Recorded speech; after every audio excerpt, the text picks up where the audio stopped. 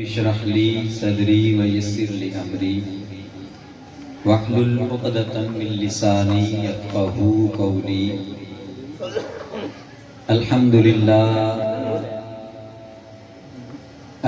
لله وكفى والصلاة والسلام على حبيبه المصطفى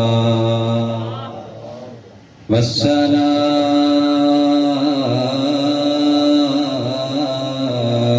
على أصحابه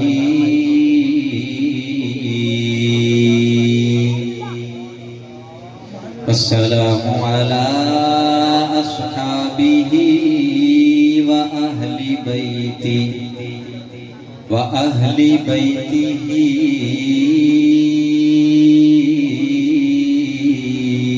والعلماء. أما بعد فأعوذ بالله من الشيطان الرجيم. بسم الله الرحمن الرحيم. قال الله تبارك وتعالى في القرآن المجيد: إنا أعطيناك الكوثر. صدق الله مولانا العظيم. قال الله تبارك وتعالى في شان حبيبه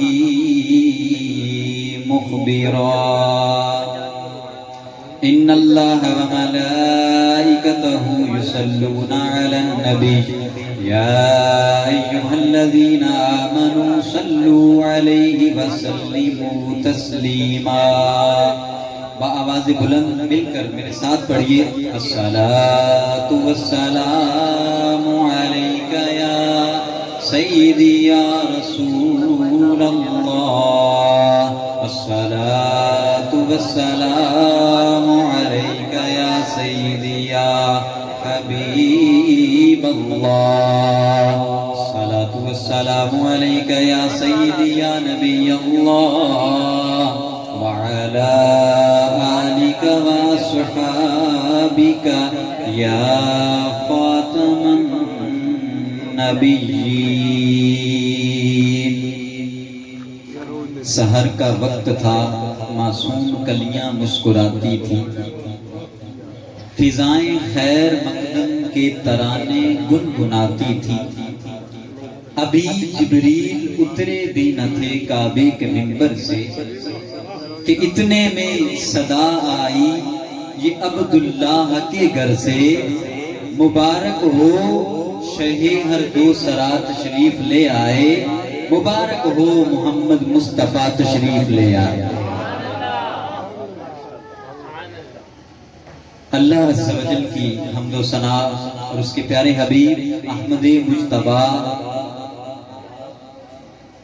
جانے کائنات، شان کائنات، فخر کائنات، وجہ تخلیق کائنات، مصطفیٰ جان رحمت احمد مجتبیٰ حضرت محمد مصطفیٰ صلی اللہ تعالی علیہ وسلم کی بارگاہ بے کس پناہ میں ہدیہ درود و سلام عرض کرنے کے بعد، سامعین محترم، میں نے آپ کے سامنے قرآن پاک کی سورۃ الکوثر کی پہلی آیہ تلاوت کرنے کی سعادت حاصل کی ہے. اللہ کریم کی بارگاہ میں دعا ہے کہ اللہ تعالیٰ مجھے حق بیان کرنے اور آپ کو حق سننے کی توفیق عطا فرمائے. سب سے پہلے تو میں اپنے چچا جان حافظ سلطان نقشبندی صاحب کا تہہ دل سے مشکور ہوں کہ انہوں نے گفتگو کا موقع عنایت فرمایا ہے.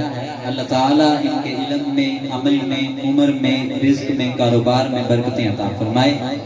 اور آپ تمام احباب کا بھی تہہ دل سے مشکور ہوں کہ آپ سننے کے لیے یہاں موجود ہیں، اور یقیناً آپ لوگ سعادت مند ہیں کہ اللہ تعالیٰ نے اپنے حبیب کا کلام سننے، اپنے حبیب کے بارے میں گفتگو سننے کے لیے آپ کو یہاں بٹھایا ہے، کیونکہ محبوب کی محفل کو محبوب سجاتے ہیں، آتے ہیں وہی جن کو سرکار بلاتے ہیں، اور وہ لوگ خدا شاہد قسمت کے سکندر ہیں جو سرور عالم کا میلاد مناتے ہیں۔ سامعین محترم، قرآن پاک کے اندر جو میں نے دوسری آیہ آپ کے سامنے تلاوت کی ہے، اس میں اللہ تعالیٰ خود حضور پاک صلی اللہ تعالی علیہ وسلم کی ذات پر درود پڑھ رہا ہے۔ خود درود پڑھنے کے بعد فرشتے درود پڑھتے ہیں، اور فرشتوں کے درود پڑھنے کے بعد اللہ قرآن میں حکم دے رہا ہے کہ یا ایھا الذین آمنوا صلوا علیہ وسلموا تسلیما۔ گویا درود پڑھنا اور سلام پڑھنا یہ رب کی بھی سنت ہے اور اس کے ملائکہ کی بھی سنت ہے، اور اس سنت کو ادا کرنے کا حکم اللہ تعالیٰ ہمیں قرآن میں دے رہا ہے۔ جہاں نماز کا حکم ہے وہاں یہ نہیں کہا کہ اللہ نماز پڑھتا ہے، اس کے فرشتے نماز پڑھتے ہیں کہ اے ایمان والو تم بھی نماز پڑھو۔ زکوٰۃ کا حکم دیا تو یہ نہ کہا کہ اللہ اور اس کے فرشتے زکوٰۃ دیتے ہیں تو تم بھی زکوٰۃ دو، لیکن جب حضور پاک صلی اللہ تعالی علیہ وسلم کی ذات کی بات آتی ہے تو اللہ تعالیٰ یہ کہتا ہے کہ اے ایمان والو یہ کام پہلے میں کرتا ہوں، میرے فرشتے کرتے ہیں، اب تم بھی کر کے دکھا۔ درود پاک کی ایک فضیلت آپ کے سامنے رکھوں گا، پھر اپنے موضوع کی جانب چلتا ہوں۔ القول البدی کی ایک روایت ہے، اس کا خلاصہ آپ کے گوش گزار کرتا ہوں۔ سرکار دو عالم صلی اللہ تعالی علیہ وآلہ وسلم کا ایک امتی تھا، وہ ہر وقت اپنے محبوب نبی کریم صلی اللہ تعالی علیہ وسلم کی ذات پر درود پاک پڑھا کرتا تھا۔ اس کی زندگی کا معمول تھا کہ وہ صبح کو اٹھتا تو درود پاک پڑھتا، دن ہوتا تو وہ درود پڑھتا، شام ہوتی تو وہ سلام پڑھتا۔ گویا اس کی زندگی کے شب و روز نبی کریم صلی اللہ تعالی علیہ وسلم کی ذات پر درود پڑھتے گزر رہے تھے۔ اس کی زندگی جو گزر رہی تھی، ایک دفعہ کیا ہوتا ہے کہ وہ رات کو سوتا ہے تو اس کی سوئی ہوئی قسمت انگڑائی لے کر جاگ اٹھتی ہے، اور اس کے خواب میں پیارے مصطفیٰ کریم تشریف لے آتے ہیں۔ اب آپ کا ذوق رہے گا تو امید ہے کہ انشاءاللہ بیان کرنے کا اور آپ کو سننے کا بھی لطف آئے گا۔ اب ہوتا کیا ہے، خاتم النبیین محبوب رب العالمین رحمت للعالمین صلی اللہ تعالی علیہ وسلم اپنے اس امتی کے خواب میں آتے ہیں اور آ کے ارشاد فرماتے ہیں کہ اے میرے امتی اپنا چہرہ میرے چہرے کے قریب لا۔ اے امتی اپنا چہرہ میرے چہرے کے قریب لا۔ امتی حیران ہو کے عرض کرتا ہے کہ یا رسول اللہ یہ گناہگار چہرہ اس قابل نہیں کہ آپ کے 14ویں والے چاند کے چہرے کے قریب آ سکے۔ امتی معذرت کر لیتا ہے کہ یا رسول اللہ میں اس قابل نہیں ہوں کہ یہ گناہگار چہرہ آپ کے نورانی چہرے کے قریب آ جائے۔ حضور پاک صلی اللہ تعالی علیہ وسلم ارشاد فرماتے ہیں کہ اے امتی اپنا چہرہ میرے چہرے کے قریب لا۔ امتی پھر عرض کرتا ہے کہ یا رسول اللہ میں آپ کا ادنا سا غلام ہوں، آپ کا ادنا سا امتی ہوں، میں آپ کا گناہگار غلام، مجھے یہ سعادت مل رہی ہے مگر میں اس قابل نہیں ہوں کہ آپ کے پاکیزہ وجود کے ساتھ میرا یہ گناہگار جسم مس ہو جائے۔ یا رسول اللہ میری غیرت یہ گوارا نہیں کرتی۔ تیسری بار حضور اکرم صلی اللہ تعالی علیہ وسلم اس کو حکم دیتے ہیں کہ اے امتی میرا نبی تجھے حکم دے رہا ہے کہ اپنا چہرہ میرے چہرے کے قریب لا۔ امتی حیران ہو کے عرض کرتا ہے کہ یا رسول اللہ آپ کا یہ امتی یہ سعادت حاصل تو کر لیتا ہے مگر یا رسول اللہ اس امتی کو یہ سعادت مل کیوں رہی ہے؟ یا رسول اللہ ذرا وجہ تو ارشاد فرمائیں کہ مجھے یہ رتبہ کیوں مل رہا ہے؟ آخر کیا وجہ ہے کہ مجھے یہ سعادت دی جا رہی ہے؟ ایک گناہگار امتی کا چہرہ، ایک ناپاک امتی کا چہرہ حبیب کبریا کے نورانی چہرے کے ساتھ بس ہونے جا رہا ہے۔ اب ذرا سنیے اور جھوم اٹھیے، حضور پاک صلی اللہ تعالی علیہ وسلم نے ارشاد فرمایا کہ اے امتی، اپنا چہرہ میرے چہرے کے قریب لا، میں تیرے ان لبوں سے بوسہ لینا چاہتا ہوں جن لبوں سے تو مجھ پر درود پڑتا ہے۔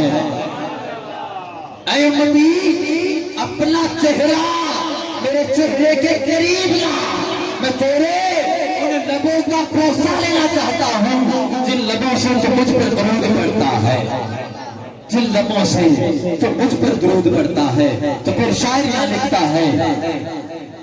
شاعر کچھ یوں لکھتا ہے، کرم اتنا سرے محفل میری سرکار ہو جائے، کرم اتنا سرے محفل میری سرکار ہو جائے، نگاہیں منتظر رہ جائیں اور آقا تیرا دیدار ہو جائے، اور زمانے میں اگر بے پردہ جمال یار ہو جائے، زمانے میں اگر بے پردہ جمال یار ہو جائے، تو پھر ہر کوئی جان دینے کو تیار ہو جائے۔ نعرہ تکبیر، نعرہ رسالت، نعرہ رسالت، حسن جمال مصطفیٰ، حسن جمال مصطفیٰ، پھر ہر کوئی جان دینے کو تیار ہو جائے۔ سامعین محترم، سرکار دو عالم صلی اللہ تعالی علیہ وآلہ وسلم کی ذات پر درود پڑھنے کی یہ برکتیں ہیں، اور پھر آپ نے سن رکھا ہے کہ جس چیز کے ساتھ سرکار دو عالم صلی اللہ تعالی علیہ وسلم کا مقدس جسم ٹچ ہو جاتا ہے اس کو دنیا کی آگ نہیں چھو سکتی۔ آپ نے واقعہ سنا ہوگا نا کہ سرکار دو عالم صلی اللہ تعالی علیہ وسلم نے اپنے ہاتھ سے ایک پیڑا کر کے ایک روٹی تندور میں لگائی تھی، تو اس روٹی نے پکنے سے انکار کر دیا، آگ نے اس کو چھونے سے انکار کر دیا۔ تو ذرا غور کریں، اگر ہم حضور کی ذات پر درود پڑھتے ہوں گے اور قیامت کے دن یا قبر کے اندر یا دنیا میں ہی حضور پاک صلی اللہ تعالی علیہ وسلم خواب میں آ کے یہ ارشاد فرما دیں کہ اے امتی، اپنا یہ چہرہ تو بھی میرے چہرے کے قریب لا، تو ذرا غور کریں اور تصور کریں کہ جس نبی کا جسم دنیا کی چیز کے ساتھ مس ہو جائے تو دنیا کی آگ اس کو کچھ نہیں کہہ سکتی، تو اس نبی کا چہرہ جب ایک گناہگار امتی کے چہرے کے ساتھ مس ہو جائے گا تو پھر جہنم کی آگ کیسے چھو سکے گی؟ جہنم کی آگ بھی اس کو ٹچ نہیں کر سکے گی۔ تو درود پاک پڑھنا، یہ عبادت کرنا، اس میں آقا علیہ السلام کی ذات اور آپ کی شان میں اضافہ نہیں ہوتا، یہ یاد رکھیے۔ یہ جو ہم درود پاک پڑھتے ہیں نا، اگر ہمارا یہ گمان ہے، اگر ہمارا یہ خیال ہے کہ ہمارے درود پڑھنے سے مصطفیٰ کی شان میں اضافہ ہوتا ہے، تو ایسا نہیں ہے۔ کیوں کہ مصطفیٰ تو وہ ہے جن کی شان کو اللہ تعالیٰ خود بلند کر رہا ہے، اور ہم حقیر ہو کے مصطفیٰ کی شان کو کہاں بلند کر سکتے ہیں؟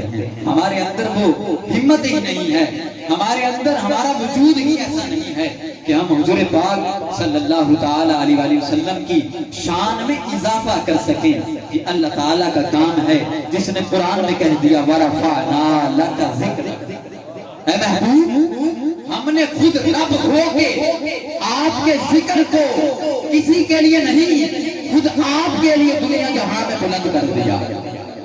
اور جس کا ذکر خود خدا بلند کرے تو کون اس کا ذکر گھٹا سکتا ہے یا کون اس کا ذکر بڑھا سکتا ہے؟ کسی میں اتنی ہمت نہیں ہے، کسی میں اتنا کمال نہیں ہے کہ جو حضور پاک صلی اللہ تعالی علیہ وسلم کی شان کو بیان کر کے یہ دعویٰ کر سکے کہ میں نے حضور کی ذات یا حضور کی شان میں اضافہ کر دیا ہے۔ ایسا نہیں ہو سکتا، بلکہ ہم تو یہ شعر پڑھا کرتے ہیں، ہم تو یوں کہا کرتے ہیں کہ زندگیاں ختم ہوئی اور قلم ٹوٹ گئے، آقا تیرے اوصاف کا ایک بات بھی پورا نہ ہوا۔ ایک باپ پورا نہیں کر سکتے. پورے کا پورا قرآن جس کی شان میں اترا ہو، پوری کے پورے انبیاء نے جس نبی کا آگے دنیا میں چرچا کیا ہو، اس نبی کی شان ذرا تصور کریں کتنی عظیم ہوگی، کتنی بلند ہوگی. ہمارا گمان بھی وہاں پہ جا کے ختم ہو جاتا ہے. ارے جنت کے بارے میں علماء نے یہ لکھا ہے کہ جنت کی جتنی بھی تعریفیں قرآن کے اندر بیان ہوئی ہیں، جنت کا جتنا بھی تذکرہ احادیث میں آتا ہے، وہ صرف اور صرف تصوراتی ہے، وہ خیالی ہے. دنیا کا کوئی انسان نہیں جانتا کہ جنت کی حقیقت کیا ہے، جنت کا تصور کیسا ہے، جنت کے اندر کیا کیا ہوگا. تو جس جنت کا تصور ایک امتی نہیں کر سکتا، وہ جنت جس کے لیے رب نے بنائی ہے، وہ جنت جس کے لیے اس کی وجہ سے رب نے بنائی ہے، ہم اس کی شان کے بارے میں کیسے تصور کر سکتے ہیں؟ نا امتی ہو کے ہم حضور پر درود پڑھ کے اپنی نیکیوں میں اضافہ تو کر سکتے ہیں. اور اصل فلسفہ بھی یہی ہے، اصل وجہ بھی یہی ہے جو حضور کی ذات پر درود پڑھنے کا حکم دیا گیا ہے. اس کی وجہ یہی ہے کہ امتی کچھ بھی نہ کرے، صرف حضور کی ذات پر درود پڑھ لے تو اللہ تعالیٰ ہو سکتا ہے قیامت کے دن اس کی بخشش فرما دے. تو سامعین محترم، اللہ تعالی ہمیں ہر لمحہ حضور اکرم صلی اللہ تعالی علیہ وسلم کی ذات پر درود پاک پڑھتے رہنے کی توفیق عطا فرمائے. ذرا محبت کے ساتھ جھوم کر ایک بار درود پاک کا نذرانہ پیش کیجئے. الصلاۃ والسلام علیک یا سیدی یا رسول اللہ، الصلاۃ والسلام علیک یا سیدی یا حبیب اللہ. ذرا پڑھتے رہیے، ذرا جھوم کے. پتہ بھی چلے نا کہ جو میں نے فضیلت بیان کی ہے وہ یہاں بیٹھا ہوا ہر سرکار کا امتی حاصل کرنا چاہتا ہے. مزہ تو پھر ہے بندہ فضائل کو بیان کرے، اس کو سن کے سبحان اللہ کہنا کافی نہیں ہوتا. مزہ یہ ہے کہ آپ اسٹیج پہ بیٹھے ہوئے بندے کی بات کو سنیں اور پھر اس پہ عمل کر کے دکھائیں. اصل لطف یہ ہے کہ ذرا محبت کے ساتھ جھوم کر سرکار کی بارگاہ میں درود پاک پڑھیے. الصلاۃ والسلام علیک یا رسول اللہ، الصلاۃ والسلام علیک یا حبیب اللہ، الصلاۃ والسلام علیک یا نبی اللہ وعلی آلک وصحابک یا رسول اللہ. اللہ تعالیٰ نے حضور اکرم صلی اللہ تعالیٰ علیہ وسلم کو اختیارات کون سے عطا فرمائے ہیں، اس پر چند ایک باتیں عرض کر کے اجازت چاہوں گا. قرآن پاک کی جو آیت میں نے آپ کے سامنے تلاوت کی ہے، اِنَّا أَعْطَيْنَاكَ الْكَوْثَرَ، اس کا ترجمہ یہ ہے کہ ہم نے، اے محبوب، ہم نے آپ کو کثیر خوبیاں عطا کر دی ہیں. جو علماء یہاں بیٹھے ہیں وہ میری تصدیق کریں گے کہ یہ جو اعطینا ہے یہ ماضی کا صیغہ ہے، اور ماضی کا معنی اور مفہوم یہ ہوتا ہے کہ گزرے ہوئے زمانے میں کسی کام کا کرنا یا ہونا پایا جائے تو وہ زمانہ ماضی کا ہوتا ہے. تو اللہ تعالیٰ نے قرآن پاک میں جو اِنَّا أَعْطَيْنَا یہ جو لفظ بیان کیا ہے، یہ لفظ اس بات کی طرف اشارہ کر رہا ہے کہ اللہ تعالیٰ نے حضور پاک صلی اللہ تعالیٰ علیہ وآلہ وسلم کو کثیر خوبیاں عطا کرنی نہیں ہیں، کر دی. اللہ تعالیٰ نے حضور کو کثیر خوبیوں والا بنا کے بھیج دیا ہے.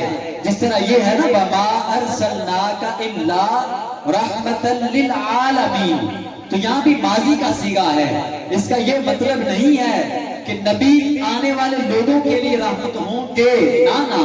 اس کا مطلب یہ ہے کہ حضرت آدم سے لے کر حضور پاک صلی اللہ تعالی علیہ وسلم تک، حضور سے لے کر صحابہ تک، صحابہ سے تابعین تک، تابعین سے تبع تابعین تک، تبع تابعین سے علماء تک، علماء سے اولیاء تک، اولیاء سے گناہگار امتیوں تک، ہماری آنے والی نسلوں تک، غرض کے بروز قیامت تک اللہ تعالیٰ نے حضور کو رحمت للعالمین بنا کے بھیجا ہے.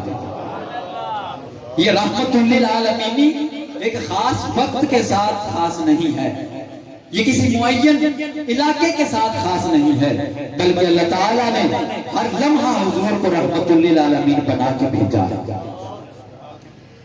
اب یہاں پر ارشاد فرمایا ہم نے آپ کو کثیر خوبیاں عطا کر دی ہیں، ان کثیر خوبیوں میں سے ایک خوبی ہے حضور علیہ السلام کا مختار کل۔ مختار کل کا مطلب ہے کہ دنیا کائنات کی ایک ایک چیز کے بارے میں حضور پاک صلی اللہ تعالی علیہ وسلم یہ اختیار رکھتے ہیں کہ جسے چاہیں پسند کریں، جسے چاہیں ناپسند کریں، جسے چاہیں حلال قرار دیں، جسے چاہیں حرام قرار دیں، جو فیصلہ کر دیں اللہ کا بھی وہی فیصلہ ہوتا ہے۔ یہ مطلب ہے کہ اللہ تعالیٰ نے حضور کو مختار کل بنا کے بھیجا ہے، اور مختار کل بھی کوئی عام بنا کے نہیں بھیجا، ایسا مختار کل بنا کے بھیجا ہے کہ دنیا میں اللہ تعالیٰ نے حضرت آدم کو جب تخلیق کیا، آدم علیہ السلام جب دنیا میں مبعوث ہوتے ہیں، دنیا میں تشریف لاتے ہیں، تو ہم بھی حضرت آدم کو اپنا باپ مانتے ہیں، لیکن اللہ تعالیٰ نے حضور علیہ السلام کو اتنا بڑا اختیار دے کے رکھا ہے کہ جو آدم جسے ہم اپنا باپ تصور کرتے ہیں، لیکن وہی آدم جب حضور اکرم صلی اللہ تعالی علیہ وسلم کو یاد فرماتے ہیں تو ذرا غور سے سنیے، حضرت آدم علیہ نبینا علیہ السلام جب حضور پاک صلی اللہ تعالی علیہ وسلم کو یاد کیا کرتے تھے تو آپ کی زبان پر یہ جملہ آتا تھا، یا ابنی سورتن و ابا یا مانن۔ حضرت آدم علیہ السلام حضور کو جب بھی یاد فرماتے تھے تو آپ یہ کہتے تھے کہ اے میرے ظاہری بیٹے اور اے میرے حقیقی باپ۔ حضرت آدم بھی حضور اکرم صلی اللہ تعالی علیہ وسلم کو اپنا باپ تصور کرتے تھے۔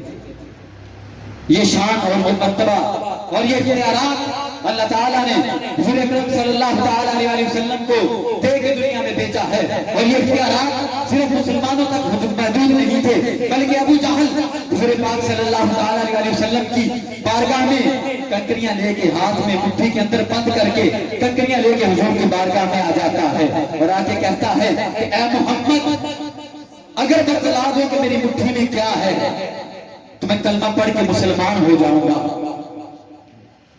حضور اکرم صلی اللہ تعالی علیہ وسلم ذرا بھی نہیں گھبرائے اور ارشاد فرمایا کہ اے ابو جہل، میں بتاؤں یا تیری مٹھی میں موجود جو شے ہے وہ بتائے کہ یہ کیا ہے؟ اب ابو جہل جھوم اٹھا، بڑا تڑ لے کے کہنے لگا کہ یہ تو بڑا اچھا ہوگا کہ جو مٹھی کے اندر ہے وہ بتائے کہ وہ کیا ہے۔ حضور اکرم صلی اللہ تعالی علیہ وسلم کا اشارہ کرتا تھا، ابو جہل کی مٹھی میں موجود کنکریوں نے پڑھنا شروع کر دیا، لا الہ الا اللہ محمد رسول اللہ۔ اس کا مطلب یہ ہوا کہ اللہ تعالیٰ نے حضور کو تو علم غیب دیا ہی تھا، اللہ نے ان بے جان کنکریوں کو بھی غیب کا علم دے دیا، جنہوں نے مٹھی میں موجود ہونے کے باوجود یہ بتا دیا کہ سامنے بیٹھا ہوا اللہ کا نبی ہے۔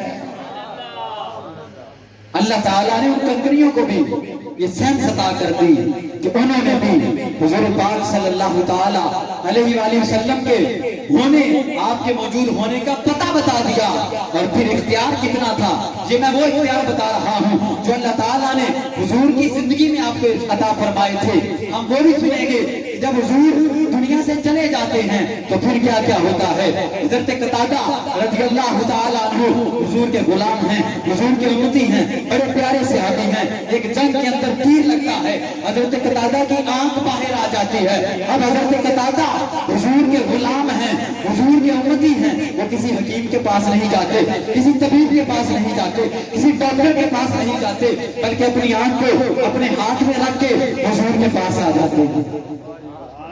اس نکلی ہوئی آنکھ کو، ارے یار تصور کریں، آنکھ جسم سے نکل جائے، دنیا کا ایسا کون سا طبیب ہے جو اس کو ٹھیک کر دے؟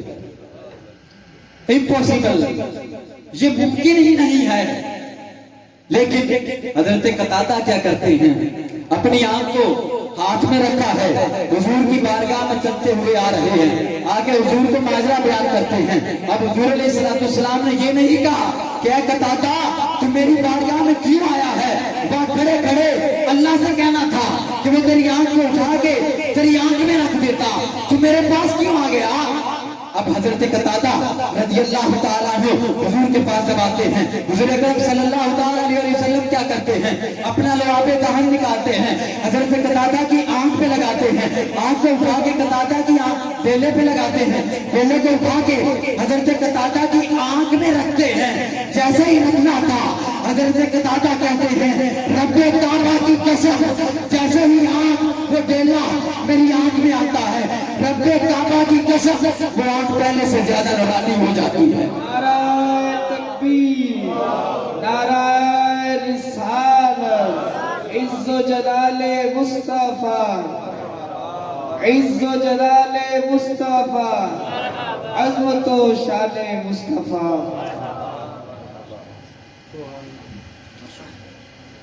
حضرت قتادہ کیا کرتے ہیں، کیا کہتے ہیں کہ واللہ اللہ کی قسم جو آنکھ حضور نے اپنا لعاب لگا کے جو بیلا میری آنکھ میں رکھا تھا وہ دوسری آنکھ سے زیادہ روشن ہو گیا۔ اس کا مطلب یہ ہوا کہ حضور صرف نبی نہیں ہے، صرف رسول نہیں ہے، بلکہ طبیب و حکیم بھی ہیں۔ وہ اپنے امتیوں کا علاج کرنا بھی جانتے ہیں، وہ اللہ پہ نہیں چھوڑتے بلکہ وہ یہ تصور رکھتے ہیں، بلکہ ان کا یہ عقیدہ اور ایمان ہے، اور صحابہ کا بھی یہ عقیدہ تھا کہ اللہ عز و جل نے حضور کو یہ اختیار دیا ہے کہ وہ نکلی ہوئی بیلے کو آنکھ میں رکھے تو وہ آنکھ پہلے سے زیادہ روشن ہو سکتی ہے۔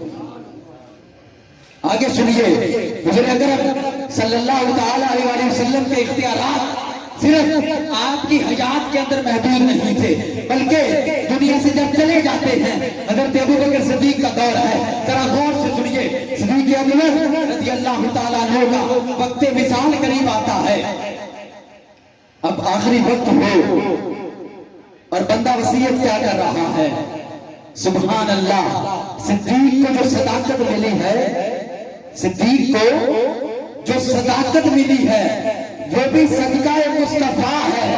عمر کو اگر عدالت ملی ہے تو وہ صدقہ مصطفیٰ ہے۔ عثمان کو اگر شہادت ملی ہے، عثمان کو اگر شہادت اور سخاوت ملی ہے تو وہ صدقہ مصطفیٰ ہے۔ حضرت علی کو شجاعت ملی ہے تو وہ صدقہ مصطفیٰ ہے۔ کائنات کو اگر تخلیق ملی ہے تو وہ صدقہ مصطفیٰ ہے۔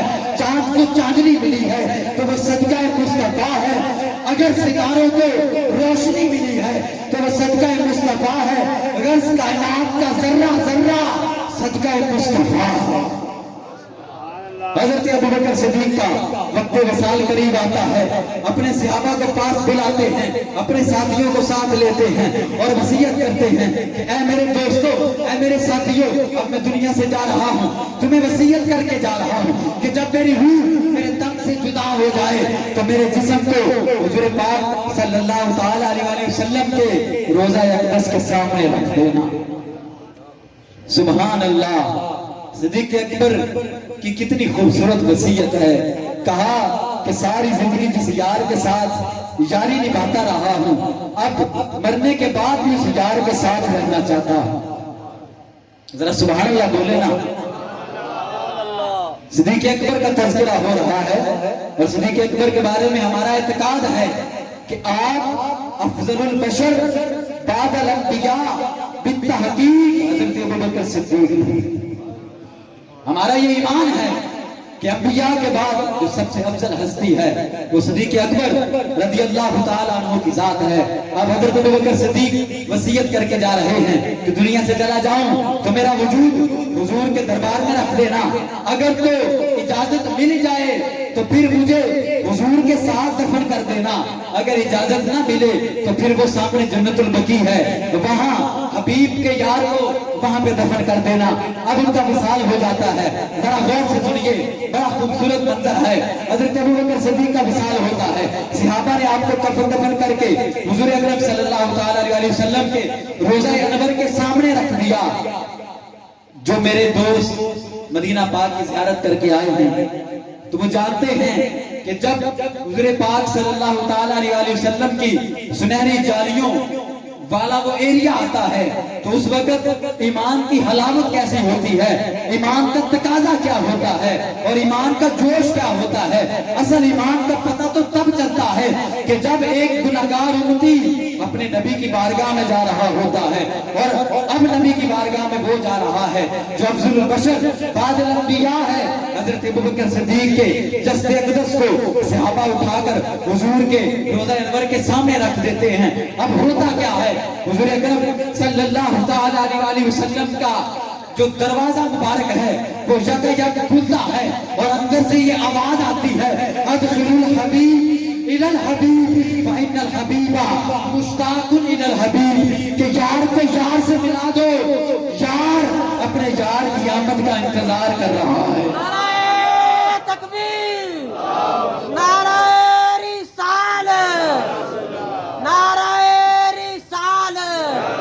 عظمت و شان مصطفیٰ، علماء اہل سنت۔ علامہ اقبال نے شعر لکھا کہ پروانے کو چراغ تو بلبل کو پھول بس، پروانے کو چراغ تو بلبل کو پھول بس، صدیق کے لیے ہے خدا کا رسول بس، صدیق کے لیے ہے خدا کا رسول بس۔ آواز آتی ہے کہ یار کو یار سے ملا دو، حبیب کو حبیب سے ملا دو، کہ حبیب اندر بیٹھ کے حبیب کا انتظار کر رہا ہے۔ تو اللہ نے حضور کو اختیار دیا ہے کہ وہ جب چاہیں دنیا میں جلوہ گری کر دیں۔ حضرت عمر فاروق اعظم رضی اللہ تعالیٰ عنہ کا دور ہے، حضرت عمر فاروق اعظم رضی اللہ تعالیٰ عنہ کے دور میں قحط پڑ جاتا ہے، لوگ بھوک سے مر رہے ہیں، پریشان حال ہیں۔ حضرت بلال بن حارث حضور کے غلام، بڑے پیارے صحابی، وہی آس لے کر کہ اب تو بارش برس جانی چاہیے، ہمت ختم ہو رہی ہے، ان کی آنکھ لگ جاتی ہے، وہ سو جاتے ہیں۔ جیسے ہی سوتے ہیں تو حضور کے پیارے صحابی کے خواب میں ان کا حبیب تشریف لے آتا ہے، حضور زیارت کرواتے ہیں اور ارشاد فرماتے ہیں کہ اے بلال پریشان کیوں ہو رہے ہو، بارش ضرور ہوگی۔ بلال پریشان کیوں ہو رہے ہو، بارش ہوگی ضرور ہوگی۔ اور ساتھ کہا کہ عمر کو میرا پیغام دینا کہ وہ تھوڑی سی نرمی کرے۔ آپ جانتے ہیں حضرت عمر فاروق اعظم رضی اللہ تعالیٰ عنہ عدل و انصاف میں بڑے پختہ تھے، بڑے پکے تھے۔ تو حضور نے ایک تو اپنا اختیار بیان کر دیا کہ میں کہہ رہا ہوں کہ بارش ہوگی تو ضرور بارش ہوگی، اور دوسرا اپنے سونے یار عمر کے نام ایک پیغام بھی بھیج دیا۔ حضرت بلال بن حارث رضی اللہ تعالیٰ عنہ کی آنکھ کھلتی ہے تو حضرت عمر فاروق اعظم کی بارگاہ میں توڑے توڑے جاتے ہیں۔ اب حضرت عمر فاروق اعظم نے یہ نہیں پوچھا کہ تم کہاں سے آئے ہو، لوگ قحط سے مر رہے ہیں، تم کہاں چلے گئے تھے، بلکہ پوچھا کہ کیا ہوا، اتنے خوش کیوں نظر آ رہے ہو۔ حضرت بلال بن حارث نے کہا کہ اے عمر یا امیر المؤمنین، ایک تو حبیب کبریا نے آپ کے نام پیغام بھیجا ہے، اور دوسرا انہوں نے کہا ہے کہ اے بلال عمر سے کہہ دینا کہ پریشان مت ہو، بارش ہوگی اور ضرور ہوگی۔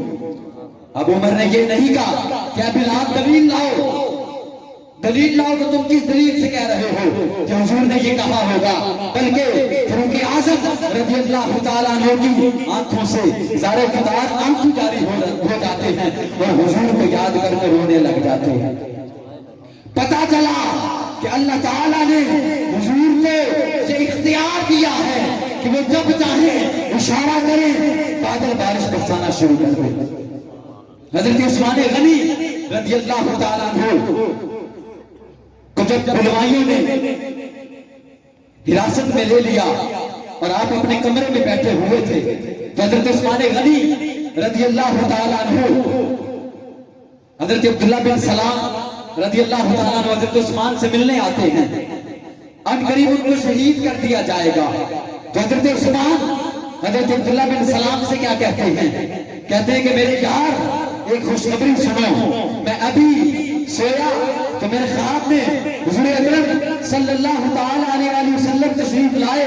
حضور اکرم صلی اللہ تعالی علیہ وسلم نے مجھے جام پلایا ہے اور اس جام کا ذائقہ میں ابھی اپنے منہ میں محسوس کر رہا ہوں. حضرت عثمان کا واقعہ ہے. اب پتہ میں یہ خلفائے راشدین کے واقعات کیوں بیان کر رہا ہوں؟ اس کی وجہ یہ ہے کہ حضور اکرم صلی اللہ تعالی علیہ وسلم نے ارشاد فرمایا علیکم بسنتی و بسنتی خلفاء الراشدین المہدیین. ارشاد فرما دیا کہ اے میرے امتیوں تم پر صرف میری اتباع لازم نہیں ہے, میری سنت پر عمل کرنا بھی تم پر لازم ہے, اور میرے ان خلفاء راشدین کی سنت پر عمل کرنا بھی تم پر لازم ہے جنہیں اللہ تعالیٰ نے ہدایت یافتہ بنا کر دنیا میں بھیجا. تو یہ خلفاء راشدین یہ کوئی عام ہستیاں نہیں ہیں, یہ وہ ہیں جن کے بارے میں سرکار فرما رہے ہیں اصحابی کالنجوم. کہا میرے صحابہ ستاروں کی مانند ہیں, تم بھی اس میں سے جس کی ابتداء کرو گے, جس کی اتباع کرو گے, ہدایت کو آ جاؤ گے. حضرت مولا علی رضی اللہ تعالیٰ عنہ کا تذکرہ کرتے ہیں. اس کے بعد اجازت چاہوں گا, حضرت علی رضی اللہ تعالیٰ عنہ واقعہ بیان کرتے ہیں کہ حضرت عمر کا دور ہے. حضرت عمر کا دور ہے. میں فجر سے پہلے سویا ہوا تھا.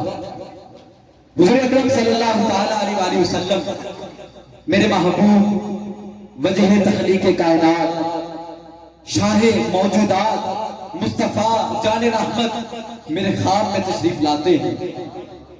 میں کیا دیکھتا ہوں کہ حضور اکرم صلی اللہ تعالی علیہ وسلم فجر کی نماز پڑھاتے ہیں اور مسجد کے اندر ایک کونے میں بیٹھ جاتے ہیں ٹیک لگا کر. اتنی دیر میں ایک بڑھیا ایک ٹوکرے میں کھجوریں لاتی ہے. حضور اکرم صلی اللہ تعالی علیہ وسلم مجھے آگے بلاتے ہیں کہ اے علی میرے قریب آؤ. اے علی یہ وہ علی ہے جس کے بارے میں سرکار نے فرمایا آنا مدینۃ العلم و علی بابھا. کہا کہ میں علم کا شہر ہوں اور یہ علی اس کا دروازہ ہے. یہ وہی علی ہے جس کے بارے میں سرکار نے دنیا میں فرمایا من کنت مولا فہذا علی مولا. کہا کہ جس کا میں مولا ہوں اس کے ہی علی مولا ہوں. مولا علی کہتے ہیں کہ حضور مجھے بلاتے ہیں کہ اے علی قریب آؤ. میں قریب جاتا ہوں. حضور کہتے ہیں کہ اے علی اپنا منہ تو کھولو. مولا علی کے نام پہ تو سبحان اللہ بولے نا. اے علی اپنا منہ کھولو. حضرت علی کہتے ہیں میں اپنا منہ کھولا. حضور نے کھجور اٹھائی اور میرے منہ میں رکھ دی. میں نے اس کھجور کو کھا لیا. حضرت علی کہتے ہیں حضور نے فرمایا اے علی اور بھی کھانا چاہتا ہے؟ اے علی اور بھی کھانا چاہتا ہے؟ حضرت علی نے پھر منہ کھول دیا. حضور نے ایک اور کھجور اٹھائی حضرت علی کے منہ میں رکھ دی. وہ بھی کھا گئے. حضرت علی نے کہا کہ میں یہ چاہتا تھا کہ اور بھی کھجوریں حضور مجھے کھلا دے اپنے دسترخوان سے, مگر دوسروں کی باری آ گئی اور میں پیچھے چلا گیا. اتنی دیر میں فجر کا وقت ہو گیا. میری آنکھ کھلتی ہے. اب یہ خواب ختم ہوتا ہے. حضرت علی کہتے ہیں کہ میں مسجد نبوی میں چلا جاتا ہوں. وہاں پہ مصلی پر حضرت عمر بیٹھے ہوتے ہیں. حضرت عمر لوگوں کو نماز پڑھاتے ہیں. میں کیا دیکھتا ہوں کہ حضرت عمر بھی مصلی سے اٹھتے ہیں اور مسجد کے کونے میں جا کر ٹیک لگا کے بیٹھ جاتے ہیں. تھوڑی دیر کے بعد ایک کھجوروں کا ٹوکرا لایا جاتا ہے. حضرت عمر اس ٹوکرے میں سے کھجور کو اٹھاتے ہیں اور حضرت علی کہتے ہیں کہ حضرت عمر مجھے بلاتے ہیں اور کہتے ہیں کہ اے علی کھجور کھانا چاہتا ہے؟ اے علی کھجور کھانا چاہتا ہے؟ حضرت علی کہتے ہیں کہ میں بڑا پرجوش تھا کہ مجھے موقع ملے کہ میں حضرت عمر کو اپنا رات والا وہ خواب سناؤں کہ میں نے رات کو خواب میں کیا دیکھا ہے. کہتے ہیں کہ میں یہ سوچ لے کر حضرت عمر کے پاس جاتا ہوں, اپنا منہ کھولتا ہوں. حضرت عمر ایک کھجور میرے منہ میں رکھتے ہیں. میں کھا جاتا ہوں. پھر حضرت عمر کہتے ہیں کہ اے علی اور بھی کھانا چاہتا ہے؟ میں پھر منہ کھول دیتا ہوں. حضرت عمر ایک اور کھجور میرے منہ میں رکھ دیتے ہیں. میں وہ بھی کھا جاتا ہوں. اتنی دیر میں دوسرے لوگوں کی باری شروع ہو جاتی ہے. حضرت علی کہتے ہیں کہ وہ رات کو میرے خواب میں جو کھجوریں حضور نے مجھے کھلائی تھی میں ابھی تک ان کا ذائقہ محسوس کر رہا تھا. کھجوریں رات کو سرکار نے اپنے دستے اقدس سے میرے منہ میں رکھی تھی، میں ابھی تک ان کا ذائقہ محسوس کر رہا تھا۔ حضرت علی کہتے ہیں کہ میں یہ چاہ رہا تھا کہ میں اپنا خواب حضرت عمر کو بیان کروں، اتنی دیر میں دوسرے لوگوں کی باری شروع ہو جاتی ہے۔ حضرت عمر دوسرے لوگوں کو کھجوریں کھلانا شروع کر دیتے ہیں۔ اب ذرا توجہ کیجیے گا، بڑی قابل غور بات ہے۔ حضرت عمر دوسرے لوگوں کو کھجوریں کھلا کے جب فارغ ہو جاتے ہیں تو حضرت علی پاس آتے ہیں تو حضرت عمر کہتے ہیں کہ اے علی، اے علی، رات کو تو نے جو ذائقہ محسوس کیا تھا، اے علی، حضرت علی کہتے ہیں کہ میں خواب ابھی حضرت عمر کو بیان کرنا تھا، میں نے کیا نہیں تھا۔ حضرت عمر کہتے ہیں کہ اے علی، جس نبی نے رات کو خواب میں آ کر تجھے کھجوریں کھلائی ہیں، اسی نبی نے جاگتی آنکھوں میں یہ کھجوریں مجھے عطا کر دی ہیں۔ اے علی، جو نبی رات سوتے میں تجھے کھجوریں کھلا کے گیا ہے، وہی نبی جاگتی حالت میں مجھے بھی کھجوریں کھلا کے گیا۔ سبحان اللہ۔ اللہ تعالیٰ نے حضور اکرم صلی اللہ علیہ وسلم کو یہ اختیار عطا کیا ہے کہ وہ جب چاہے جس کے خواب میں آ کے اس کو دیدار کروا دے، وہ جب چاہیں جس کو دیدار عطا کرتے، وہ جب چاہیں جس کو جو مرضی عطا کرتے، وہ جب چاہیں حضرت ملا جابی حضور کی بارگاہ میں جاتے ہیں، وہاں پہ جا کر حضور علیہ السلام کی بارگاہ میں حاضر ہوتے ہیں۔ تو اسی کی وجہ سے حضور علیہ السلام کا یہ امتی جب حضور کی بارگاہ میں حاضر ہوتا ہے تو اپنے امتی کا عشق دیکھ کر حضور اکرم صلی اللہ تعالی علیہ وسلم اپنے مزار سے باہر آئے اور حضور اپنے اس امتی کو ظاہری آنکھوں کے ساتھ اپنا دیدار کروائے۔ نعرہ تکبیر، نعرہ رسالت، نعرہ حیدری، اللہ محمد چار یار حاجی خواجہ قطب فرید، علماء اہل سنت۔ سامعین محترم، میری گفتگو مکمل ہوتی ہے۔ اللہ تعالیٰ نے حضور اکرم صلی اللہ تعالی علیہ وسلم کو مختار کل بنا کے بھیجا ہے، اور قیامت تک کے لیے یہ کائنات کے اندر جو رانائیاں ہمیں نظر آتی ہیں، یہ حضور اکرم صلی اللہ تعالی علیہ وسلم کے صدقے سے انشاءاللہ قیامت تک کے لیے چلتی رہے گی۔ اور بروز قیامت بھی وہ وقت ہوگا کہ جب حضور اکرم صلی اللہ تعالی علیہ وسلم اپنے امتیوں کو جہنم سے نکال کے جنت میں داخل کر دیں گے۔ کیوں؟ قرآن میں اللہ تعالیٰ نے جب ارشاد فرمایا، حضرت صاحب اس واقعے کو بیان کر رہے تھے کہ وَلَسَوْفَ يُعْطِيكَ رَبُّكَ فَتَرْضَىٰ، جب یہ آیت نازل ہوئی تو اس کے بعد حضور اکرم صلی اللہ تعالی علیہ وسلم نے اللہ کی بارگاہ میں عرض کی کہ یا اللہ، اتنا نہیں، جب تک قیامت کے دن اپنے ایک ایک امتی کو اپنے ہاتھ سے جہنم سے نکال کر جنت میں داخل نہ کر دوں تب تک میں راضی نہیں ہوں۔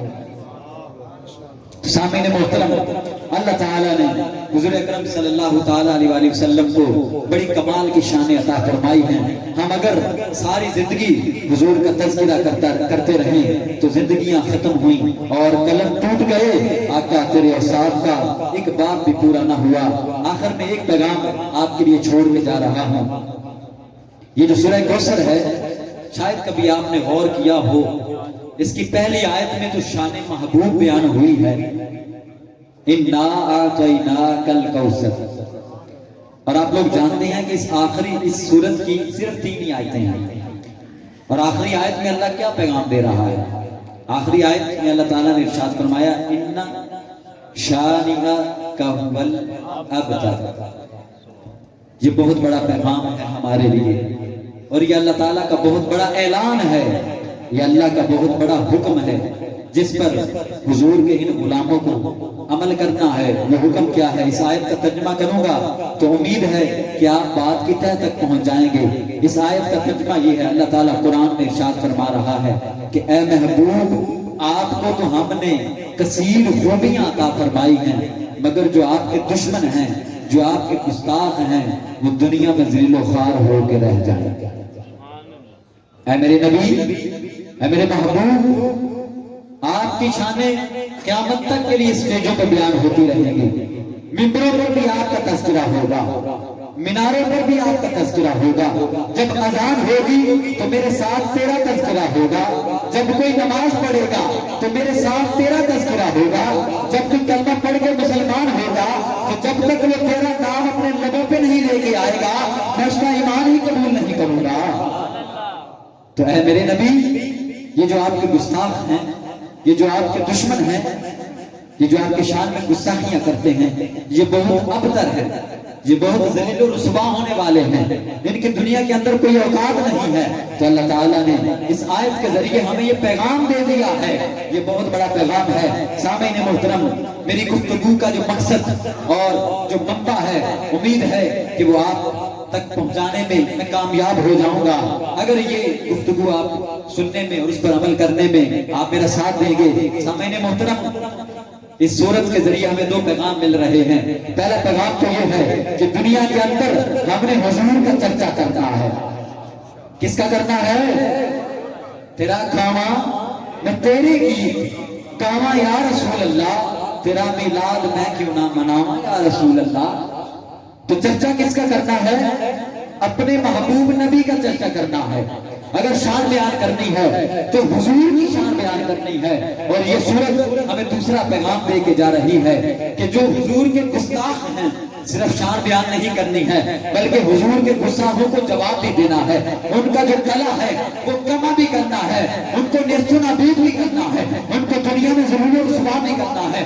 شان بیان کرنا بھی امتی کا کام ہے, حضور کا تذکرہ کرنا بھی ہمارا فرض ہے, اور حضور کے گستاخوں کو جواب دینا بھی ہم پر فرض اور لازم ہے.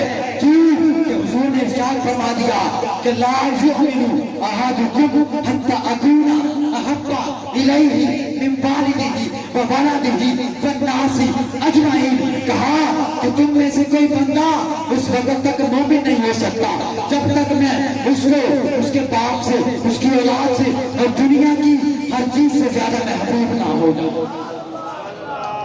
تو سب سے زیادہ محبوب اور دلوں کے قریب ہم نے کس کو رکھنا ہے؟ ذرا میرے ساتھ مل کے بولے, اپنے دلوں کے قریب کس کو رکھنا ہے؟ حضور اکرم صلی اللہ تعالی علیہ وسلم کو. اور ہم نے تھوکنا کس پہ ہے؟ ہم نے لعن و طعن کس پہ کرنی ہے؟ ذرا اونچی آواز میں. ہم نے جواب کس کو دینا ہے؟ گستاخان رسول کو. کیوں کہ ہم گستاخان رسول سے بیزار ہیں, ہمارا ان کے ساتھ کوئی تعلق نہیں ہے. اور یہ تو وہ لوگ ہیں کہ قرآن جن کے بارے میں کہہ رہا ہے ان الذین یؤذون اللہ ورسولہ, کہ بے شک وہ لوگ جو اللہ اور اس کے رسول کو تکلیف دیتے ہیں. لعنہم اللہ, پہلی تکلیف لعنہم اللہ فی الدنیا, کہا کہ جو مجھے اور میرے نبی کو تکلیف دیتے ہیں دنیا میں اللہ تعالیٰ ان پر لعنتیں برساتا ہے. یہاں تک بس نہیں ہوتی. لعنہم اللہ فی الدنیا وفی الآخرہ, اور آخرت میں بھی اللہ تعالیٰ ان پر لعنتیں بھیجے گا. بس یہاں پہ بھی نہیں ہوتی. ارشاد فرمایا وَأَعَدَّ لَهُمْ, اور ان کے لیے تیار کر رکھا ہے عذاباً. بس یہاں پہ بھی نہیں ہوتی ہے.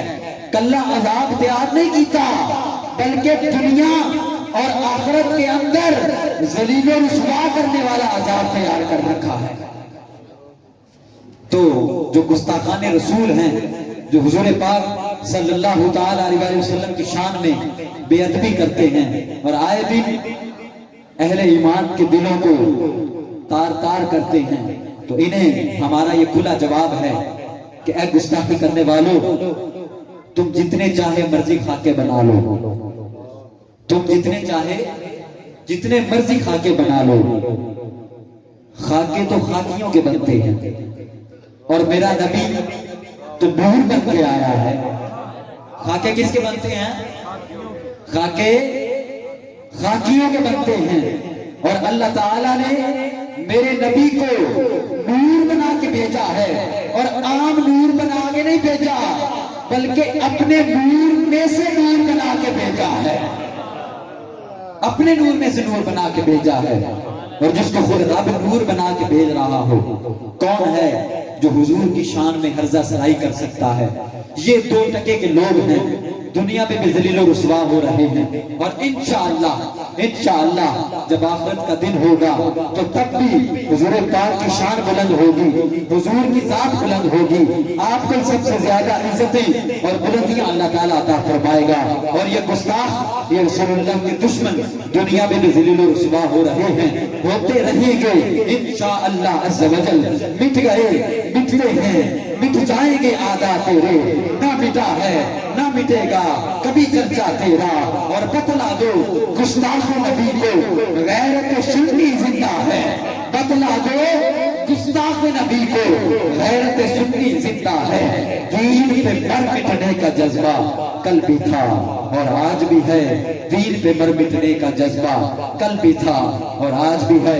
اللہ تعالیٰ کی بارگاہ میں دعا ہے کہ جو کچھ ہم نے اس بزم میں سنا ہے، اللہ تعالیٰ اسے یاد رکھنے کی توفیق عطا فرمائے، اللہ تعالیٰ اس پر عمل کرنے کی توفیق عطا فرمائے، اللہ تعالیٰ ہمارے سینوں کو عشق مصطفیٰ سے بہرہ مند فرمائے، اللہ تعالیٰ ایک ایک بچے کو حضور کا غلام بنائے، اللہ تعالیٰ ہم سب کو عاشق رسول اور محافظ ناموس رسالت بنائے، اللہ تعالیٰ ہمیں دفاع اسلام کرنے کی توفیق عطا فرمائے، اللہ تعالیٰ تعلیمات اسلام پر عمل پیرا ہونے کی توفیق عطا فرمائے، اللہ تعالیٰ وطن عزیز کو سلامتی عطا فرمائے، اللہ تعالیٰ وطن عزیز کو دشمنوں کو نیست و نابود فرمائے، اللہ تعالیٰ میرے پیارے وطن کو امن و سلامتی کا گہوارہ بنائے، اور وطن عزیز پاکستان کے اندر نظام مصطفیٰ کو نافذ فرمائے، اللہ تعالیٰ خلفائے راشدین کی سیرت پر چلنے والے نیک حکمران میرے وطن عزیز کو عطا فرمائے، آمین بجاہ نبی الامین صلی اللہ تعالی علیہ